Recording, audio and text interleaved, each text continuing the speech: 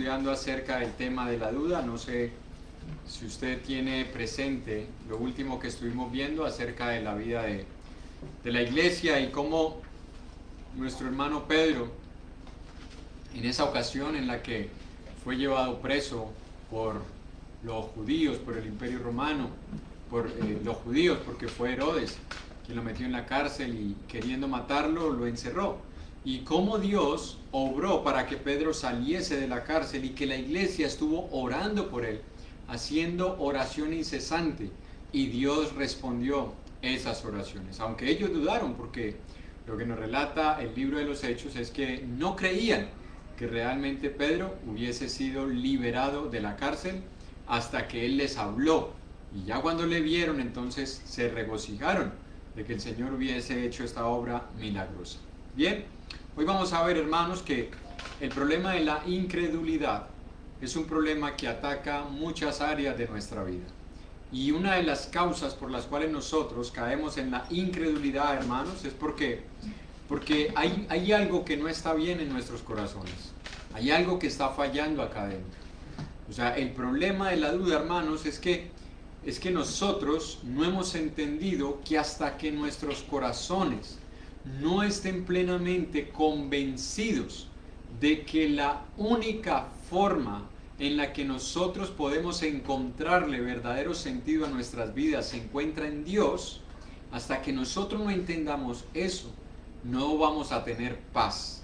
Y por eso es que cuando carecemos de esa paz, es muy fácil vernos afectados, hermanos, en nuestros pensamientos o en lo que nosotros creemos, porque no estamos descansando completamente en el Señor. Vamos a ver un pasaje en 1 Timoteo capítulo 1, versículo 5. Primera carta de Timoteo capítulo 1, versículo 5.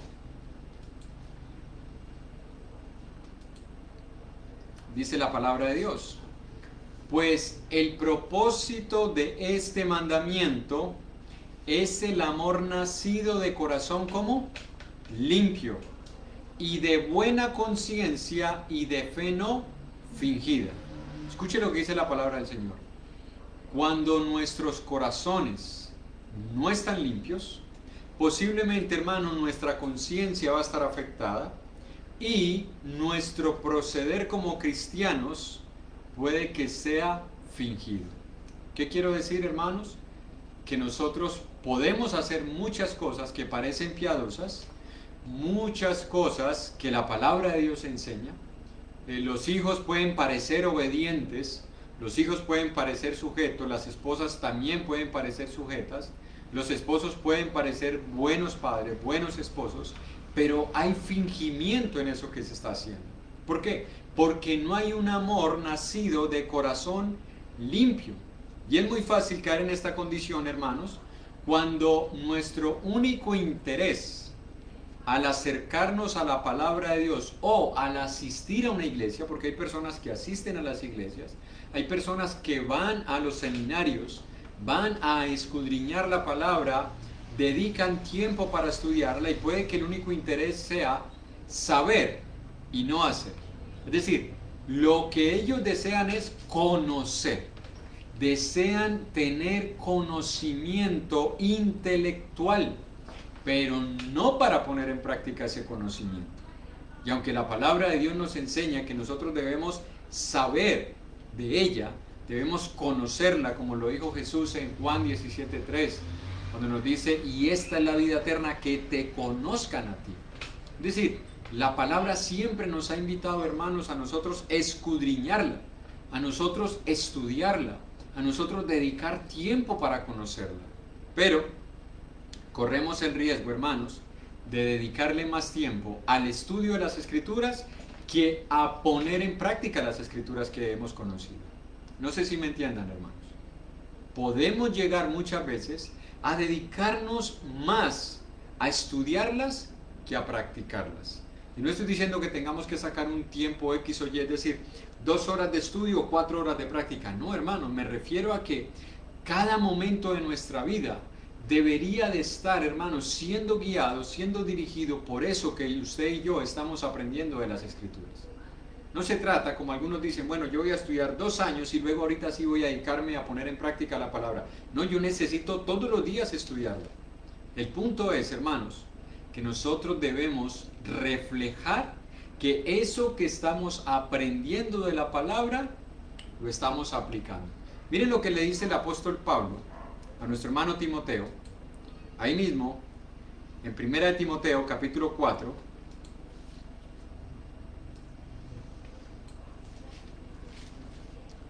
Primera de Timoteo, capítulo 4, versículo, vamos a leerlo desde el versículo 6, dice, si esto enseñas a los hermanos, a la palabra es para ser enseñada, serás un buen ministro de Jesucristo, nutrido con las palabras de la fe y de la buena doctrina que has seguido. Escuche, desecha las fábulas y de viejas, ejercítate para la piedad, porque el ejercicio corporal para poco es provechoso, pero la piedad para todo aprovecha, pues tiene promesa de esta vida presente y de la venidera. Palabra fiel es esta y digna de ser recibida por todos, que por esto mismo trabajamos y sufrimos oprobios, porque esperamos en el Dios viviente, que es el Salvador de los hombres, mayormente de quienes, de los que creen. Escuche, porque hay personas que dicen, bueno, yo leo la palabra, yo conozco la palabra, yo estudio la palabra, yo me lleno de la palabra y luego eso es suficiente para que yo tenga seguridad de mi salvación. No, el Señor dice, se necesita enseñar la palabra, se necesita ejercitarnos en el estudio de la palabra, pero si nosotros no estamos poniendo en práctica esa palabra, no es verdad que la creamos. Y por eso es que a veces nosotros justificamos algunas cosas que hacemos que no están bien, algunas prácticas en nuestras vidas que no honran a Dios, y las justificamos, hermanos, diciendo, es que todavía ese tema yo no lo he estudiado, es que todavía eso yo no lo sé, es que yo no entendía eso y por eso hacía esto o aquello. No, hermanos, la realidad no es la falta de conocimiento, la realidad, hermanos, es que nuestro corazón puede que no se esté limpiando. Y si el corazón no se está limpiando, entonces esa palabra que quiere llenarnos para poder controlarnos no va a encontrar espacio. Por eso alguien decía, no se puede llenar una jarra llena. No se puede llenar una jarra llena, usted no la puede llenar, ya está llena. No permite que algo más entre. ¿Qué nos dice la palabra que debemos hacer? Desechar, sacar, expulsar, hacer morir. Hermanos, ¿cuántas cosas nosotros necesitamos hacer morir? ¿Cuántas cosas necesitamos desechar de nuestras vidas para poder que la palabra pueda penetrar y pueda entrar en nuestros corazones? Ahora, puede que algunos de nosotros tengamos ya un amplio conocimiento de las Escrituras. Y cuando digo un amplio conocimiento, no me refiero a conocerlo todo, porque desde mi punto de vista, mi perspectiva y por lo que he estudiado la palabra, es imposible saberlo todo. Pero me refiero a que sabemos muchas cosas, tenemos conocimiento, hemos estudiado muchos temas, pero posiblemente, hermanos, no han penetrado en nuestro corazón. Se han quedado aquí en el intelecto. Mire lo que le pasó al pueblo de Israel, porque el pueblo de Israel siempre será un ejemplo para nosotros. Y la misma escritura lo dice en 1 Corintios, que las cosas que le sucedieron a ellas y se escribieron, para nosotros se escribieron, para que no hagamos lo mismo que ellos. Y mire lo que le pasó al pueblo de Israel en Oseas capítulo 4, versículo 6. Oseas 4:6 dice la palabra del Señor: mi pueblo fue destruido porque le faltó conocimiento. Guarde eso ahí un momentico. Por cuanto desechaste el conocimiento, yo te echaré del sacerdocio, y porque olvidaste la ley de tu Dios, también yo me olvidaré de tus hijos. Escuche lo que nos quiere enseñar la palabra, hermanos. El pueblo de Israel tenía conocimiento. El pueblo de Israel no era ignorante. El pueblo de Israel tenía sacerdotes, tenía escribas, tenía profetas que le enseñaban al pueblo la ley de Dios. Entonces, ¿a qué se refiere con que al pueblo de Dios le faltó conocimiento? Bueno, no se trataba, hermanos, del conocimiento intelectual porque ese lo tenían. Se trataba, hermanos, de ese conocimiento que en las Escrituras se llama intimidad. Hermanos, ellos no estaban intimando con la palabra. ¿A qué me refiero con no estaban intimando con la palabra? Bueno, la palabra no era lo que estaba dirigiendo sus vidas. No estaba dirigiendo sus hogares, no estaba dirigiendo el sacerdocio, no estaba dirigiendo la nación. Hermanos, eso es lo que le pasa a un pueblo. Porque hoy en día nosotros tenemos sociedades muy cultas, muy entendidas, tanto así que la educación hoy en día, comenzando desde los jardines, prejardines, ya se les está inculcando a ellos o les está enseñando otro idioma. Algunos colegios hasta 3 idiomas. Se les está enseñando el francés, se les está enseñando el inglés, se les está enseñando otra lengua, aparte del castellano que nosotros ya tenemos. Porque dice, no, el conocimiento es lo que hace que el pueblo pueda salir adelante. Bueno, hermanos, el pueblo de Israel tenía conocimiento. Aquí no se refiere a que ellos no sabían lo que decía Dios, ellos lo sabían. El problema está en lo que dice más adelante, desecharon el conocimiento. ¿Cómo así que les faltó conocimiento porque desecharon el conocimiento? Es decir, ellos estudiaban, llenaron el intelecto, pero no ponían en práctica eso que aprendían. Porque mire, habían sacerdotes, ¿y de dónde salían los sacerdotes? Bueno, del hecho de que la ley de Dios enseñaba que ellos debían tener sacerdotes. Entonces no se trata, hermanos, de no tener conocimiento intelectual de las Escrituras, a lo que esto se refiere. Se refiere a tener conocimiento, pero no ponerlo en práctica. Hermanos, cuando eso sucede, en nuestros corazones comienzan a llenarse de dudas. Y eso fue lo que pasó con el pueblo de Israel. El pueblo de Israel venía estudiando tanto la palabra de Dios que cuando vino el Mesías, no creían que era el Mesías. Incluso Juan el Bautista llegó a dudar de si él era o no era el Mesías. Incluso los discípulos que estuvieron con él durante un tiempo, luego cuando Jesús muere y resucita, tenían dudas. Porque ellos iban caminando, Cleofas y el otro discípulo iban caminando, hablando el camino de Maús. Y cuando se encuentran con Jesús, ellos comienzan a platicar con el Señor y le dicen, nosotros esperábamos y creíamos. No estaban convencidos. Pregunta, ¿no habían pasado tiempo con el Señor? Por supuesto que habían pasado tiempo. A veces nosotros decimos, yo estoy pasando tiempo con el Señor. ¿Por qué? Porque estoy estudiando la palabra. Bueno, esos discípulos pasaron tiempo con el Señor. Pero hermanos, llenarnos de intelecto no es pasar tiempo con el Señor. Muchas personas pasan mucho tiempo en las Escrituras, posiblemente más que usted y que yo. Pero eso no los hace personas llenas de fe y llenas de piedad. Todavía están llenas de dudas. Todavía hay incredulidad en sus corazones. Así que la razón por la cual nosotros dudamos, hermanos, puede ser porque ignoremos algunas cosas de las Escrituras, y eso es normal. Si usted ignora algo, usted va a tener dudas de si eso es cierto o no. Pero hay otra duda, hermanos, que está muy arraigada al hecho de nosotros simplemente desear conocer, acumular información.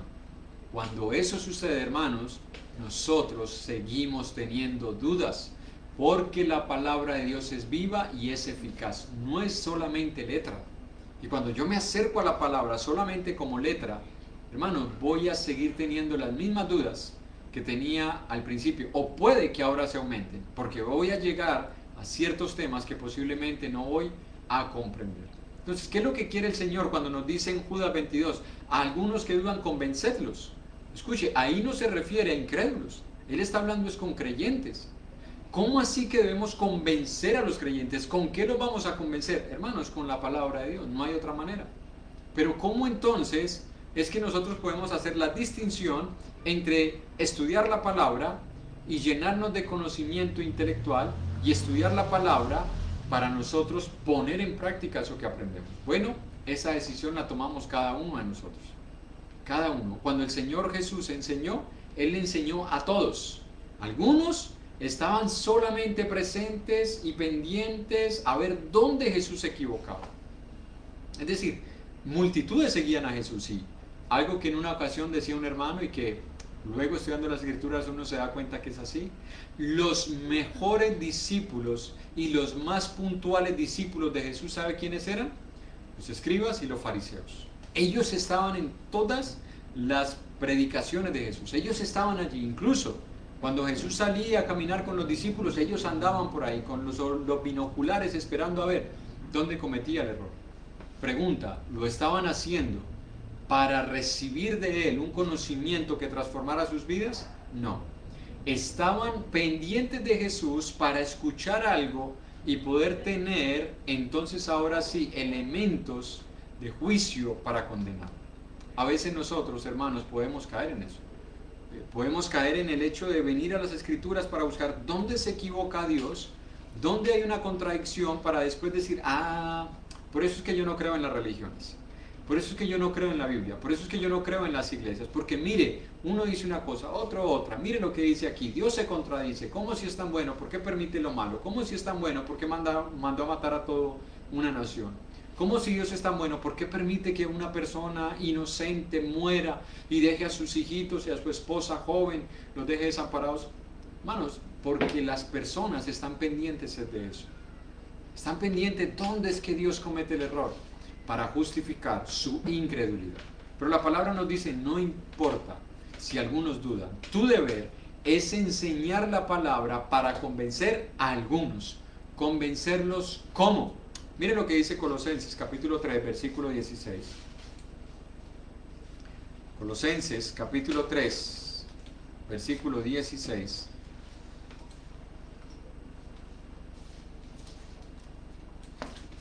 La palabra de Cristo more en abundancia en vosotros. Escuche, ¿cómo quiere Dios o de qué tamaño quiere Dios que sea el conocimiento que tú y yo tengamos de la palabra de Él?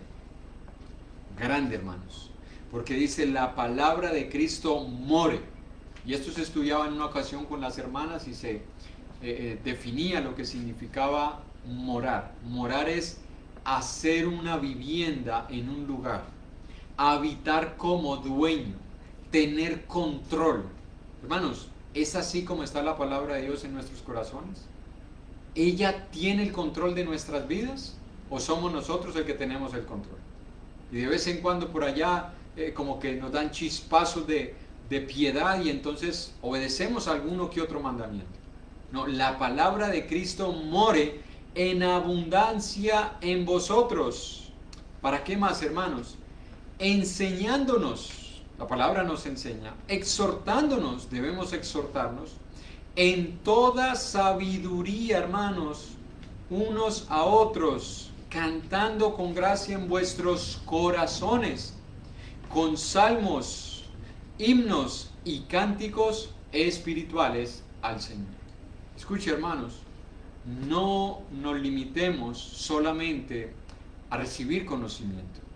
La palabra debe enseñarnos, debe exhortarnos, debe llevarme a una vida piadosa, debe llevarme a una vida consagrada, debe llevarme, hermanos, a un deseo sincero, interno, de querer siempre alabar al Señor. No solamente, hermanos, por medio de las alabanzas, porque a veces confundimos lo que es adorar a Dios. Y pensamos, bueno, cuando canto estoy adorando a Dios. Hermano, cuando tú y yo funcionamos en el lugar en el que Dios nos permite funcionar, sea en la sociedad, sea en la familia o sea en la iglesia, tú y yo debemos hacer todas esas cosas para adorar a Dios. Cuando la palabra de Cristo mora en abundancia en nosotros, nosotros vamos a dejar de tener dudas acerca de esos aspectos que a veces nosotros preguntamos. Bueno, hermano, ¿y cómo debe ser una esposa? ¿Y cómo debe ser un esposo? ¿Y cómo deben actuar los hijos? Mira, la palabra de Dios, si llena nuestros corazones, ella va a enseñarnos y a exhortarnos de tal manera que tú y yo sepamos lo que debemos hacer de acuerdo al propósito de Dios en nuestras vidas y a nuestra responsabilidad. Miren lo que dice el versículo 18 de Colosenses 3. Versículo 18 al versículo 22. Casadas, estad sujetas a vuestros maridos como conviene en el Señor. ¿Para qué una mujer estudia las Escrituras, hermano? No es para saber más que las demás hermanas. No es para saber más que aquella persona que va a otra iglesia y quiere enseñarle y demostrarle que ella sí conoce la palabra de Dios. No, el propósito debe ser este. Cuando la palabra de Cristo mora en abundancia en una mujer, ella aprende lo que es estar sujeta como conviene en el Señor. ¿Por qué conviene en el Señor que una mujer sea sujeta? Porque les da ejemplo a sus hijos. Porque a veces nosotros reclamamos de nuestros hijos sujeción, pero las esposas no son sujetas a sus maridos. A veces la mujer profesa ser sujeta, pero no le está mostrando eso a sus familiares incrédulos. Cuando viene una familiar incrédula a preguntarle que tiene un problema y qué debe hacer, no le enseña lo que dice la palabra de Dios. Pero es que ella no es cristiana, no importa. Sea o no sea cristiana, nuestro deber es enseñarle que nosotros hemos aprendido de parte de Dios cómo es que debemos vivir aquí en la tierra. Y una mujer que sea sujeta, siempre, hermanos, va a desear transmitirle eso a las personas que le rodean. Así que le conviene a una mujer ser sujeta. Le conviene porque va a ser alabada por su esposo y por sus hijos. Le conviene porque Dios la tiene en alta estima. Le conviene porque es una forma de predicar el evangelio. Le conviene porque le va a enseñar a sus hijos, y si tiene hijas, con mayor razón, porque va a estar preparando a esa niña, a esa jovencita que luego se convertirá en esposa, lo que es la sujeción. Pero no solamente es para las esposas, sino que dice en el versículo 19, maridos, amad a vuestras mujeres y no seáis ásperos con ellas. Un hombre que se esté llenando del conocimiento de la palabra de Dios es un hombre que va a amar a su esposa, pero no la va a amar, hermanos, como nosotros hemos aprendido el amor del mundo. La va a amar como Cristo amó a la iglesia. Se va a entregar por ella. Muchas veces va a tener que corregirla, muchas veces va a tener que exhortarla, aunque ella no le guste, aunque ella no lo vea así, pero si la ama lo va a hacer. ¿No es lo mismo que hacemos nosotros los padres con nuestros hijos? ¿No le decimos a nuestros hijos que cuando los corregimos y los disciplinamos es por amor? Bueno, la mujer también debe entender que cuando su esposo la ama y ve que ella comete un pecado, ve que ella está fallando en sus deberes, el esposo está llamado a exhortarle, a corregirle por amor. Pero también la va a amar con ese amor de servicio, porque a veces hay esposos que le profesan a sus esposas amarlas, pero no las sirven. Están simplemente para ser servidos. No sirven a sus esposas, no les ayudan a sus esposas, no les manifiestan ese deseo de querer cooperar con ellas en asuntos que podemos hacer como hombres en nuestros hogares. Y como bien dice un dicho, el que no vive para servir, no sirve para vivir. Y decía alguien más resumidamente, el que no sirve, no sirve. Así que el amor sacrificial es un amor de servicio. Y Jesús nos lo enseñó. Hermano, Jesús nos enseñó que si nosotros amamos, vamos a estar dispuestos a servir. Pero también pasamos a los hijos, y qué bueno que nuestros hijos, gracias a Dios, están recibiendo instrucción de la palabra. Tienen devocionales con nuestro hermano Oscar, aquí en la iglesia de Cristo Cali, la autopista, con nuestro hermano Oscar 2 veces a la semana. Ellos tienen devocionales con otros jóvenes de otros lugares, de otros países, de otras ciudades, y se están instruyendo en la palabra, aparte de lo que usted y yo les enseñamos, y aparte de lo que como iglesia ellos reciben. ¿Qué debe hacer un hijo que tiene dudas de cómo debe conducirse en su hogar, de si lo que está haciendo agrada o no agrada a Dios, y está estudiando la palabra de Dios para poder saberlo? Versículo 20. Hijos, obedezcan a sus padres en cuántas cosas, muchachos.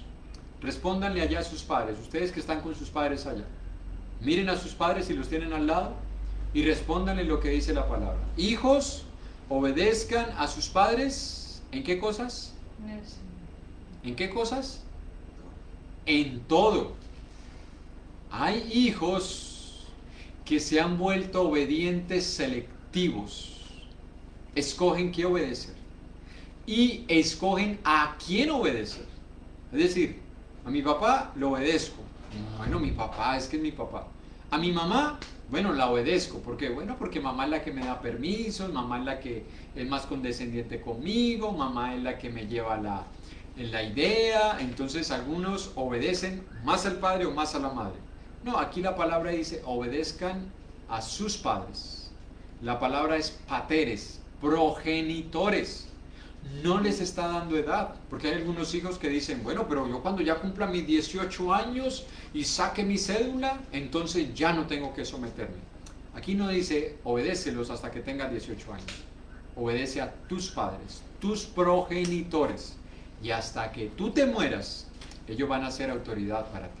Ahora, entendemos, y hago la aclaración para que no hayan dudas, que algunos cuando se casan, bueno, algunos no, los que se casan ahora tienen otra autoridad, que es la que Dios comienza a ejercer sobre ellos en su hogar.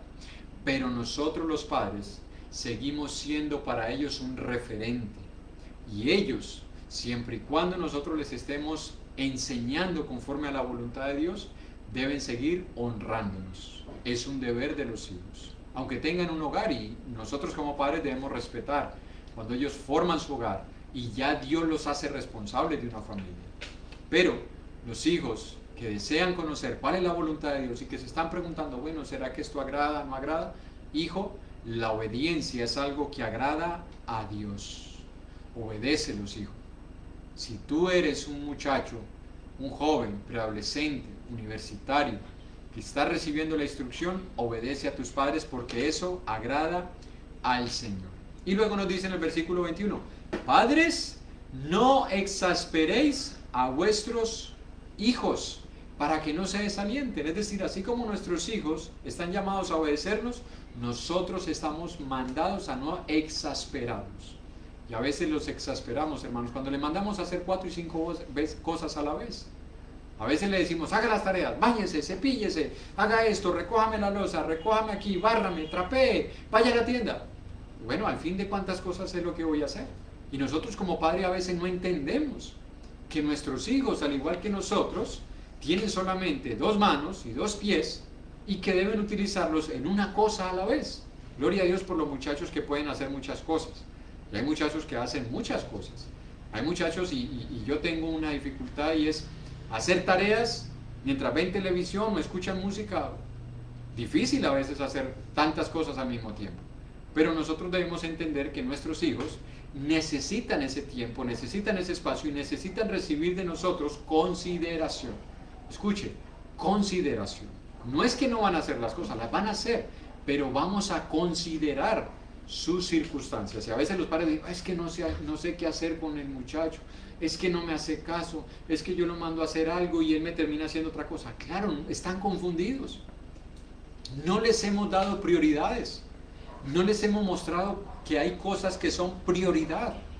Prioridad en un muchacho es sus tareas. Eso es una prioridad de los hijos, ahorita que están estudiando. Esa es una prioridad en ellos. Sus responsabilidades. Prioridad en ellos es su consagración personal. Eso es prioridad. Lo demás puede ser secundario. Hay cosas que pueden ser secundarias. Y nosotros debemos enseñarles. Pero a veces los exasperamos.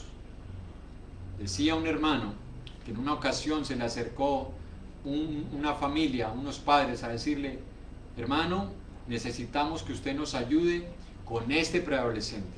Dice, ¿y cuál es el problema?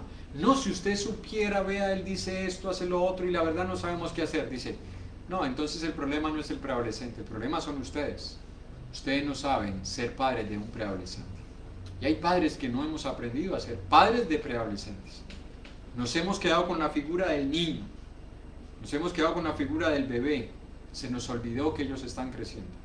Y a veces tenemos dudas. Bueno, ¿qué debemos hacer? Llenémonos de la palabra de Dios. No hay otra manera, hermanos, que la palabra de Cristo more en abundancia en nosotros. ¿Hay dudas? Dios tiene todas las respuestas. Y terminamos, hermanos, con el versículo 22 donde dice, siervos, obedeced en todo a vuestros amos terrenales, no sirviendo al ojo como los que quieren agradar a los hombres, sino con corazón sincero, temiendo a Dios. Hay algunos trabajadores cristianos que están pensando, hermano, no sé si me retiro de ese trabajo o no. ¿Y por qué? No, porque es que ese patrón es muy mandón, muy regañón, quiere abusar de uno. ¿Qué dice la palabra de Dios? Obedécelo, obedécelo. ¿No sabes si quiere renunciar? ¿No sabes si debe renunciar?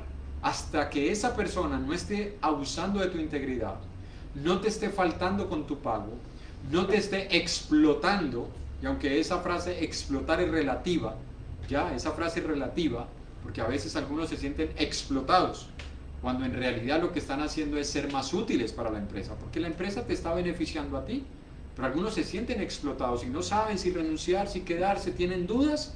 Dios te responde, hermano, Dios te responde, hermana. Obedece a tus amos terrenales y no les sirvas como quien sirve al ojo, es decir, no te portes bien cuando el jefe está por ahí cerca, no te portes bien para dar una buena impresión, obedécelos como quien quiere agradar al Señor. Vamos nosotros, hermanos, a ir desechando esas dudas que tenemos de cómo ser esposas, cómo ser esposos, cómo ser padres, cómo ser hijos, cómo ser buenos trabajadores, pero llenándonos de la palabra de Dios. Escuche, el pueblo de Israel se perdió por falta de conocimiento, pero no porque no conocieran la ley de Dios, sino porque la desecharon. Es decir, aunque Dios dice esto, yo voy a hacer esto. Hermanos, eso es desechar la palabra de Dios.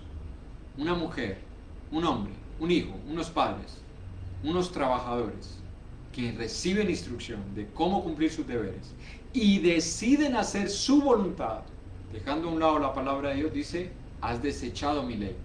Y hay una consecuencia, hermano. No sé si usted alcanzó a leer la última partecita del versículo 6 de Oseas 4.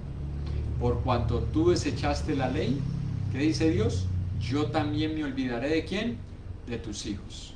Hermanos, a veces nosotros recibimos las consecuencias de lo que nosotros hacemos cuando nuestros hijos se alejan de Dios.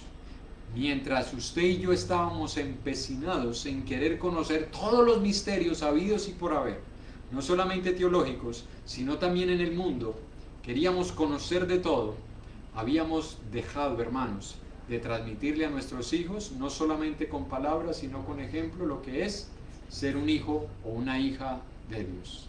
Eso es desechar la ley. Puede que tengamos mucho intelecto, hermanos, pero si nosotros no practicamos eso que conocemos, estamos desechando la ley del Señor. Judas dice, algunos que dudan, convencerlos. Hermano, yo quisiera convencerte. Hermana, joven, hijo, padre, trabajador, yo quisiera convencerte que la única forma en la que nosotros podemos agradar a Dios es todo eso que Dios nos vaya enseñando, irlo poniendo en práctica. No hay otra manera, hermanos. No esperemos agradar a Dios simplemente porque le cantemos alabanzas muy bonitas, muy melodiosas, a 2, a 3, a 4, a 5 voces, a 6 voces, que hagamos un coro, que cantemos alabanzas todos los días en casa, aunque lo debemos hacer. No pensemos que es la única forma de agradar a Dios. Dios se agrada, hermanos, cuando nosotros nos ofrecemos como un sacrificio vivo, santo, agradable a Él. Esa es la forma de agradar. ¿Tenemos dudas, hermanos? Sigamos escudriñando la palabra de Dios. Pero no llenemos solamente cuadernos, no nos llenemos solamente el intelecto, llenemos nuestros corazones. ¿Recuerda por dónde arrancamos? 1 de Timoteo 1:5. El propósito de este mandamiento es el amor nacido de corazón limpio, buena conciencia, hermanos. Si tú y yo tenemos conocimiento y no lo ponemos en práctica, nuestra conciencia no está sana, porque algo nos está diciendo que estamos mal. Ahora, si yo tengo conocimiento y estoy haciendo lo contrario a lo que la palabra de Dios me dice, y en mi conciencia no pasa nada, yo la tengo cauterizada o posiblemente no sea cristiano, porque el Espíritu Santo que está en mí me redarguye de pecado.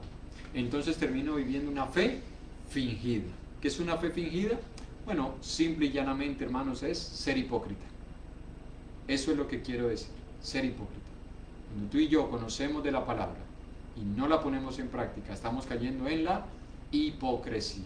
Y creo que ninguno de nosotros quiere caer en semejante pecado. No caigamos en ello, hermanos.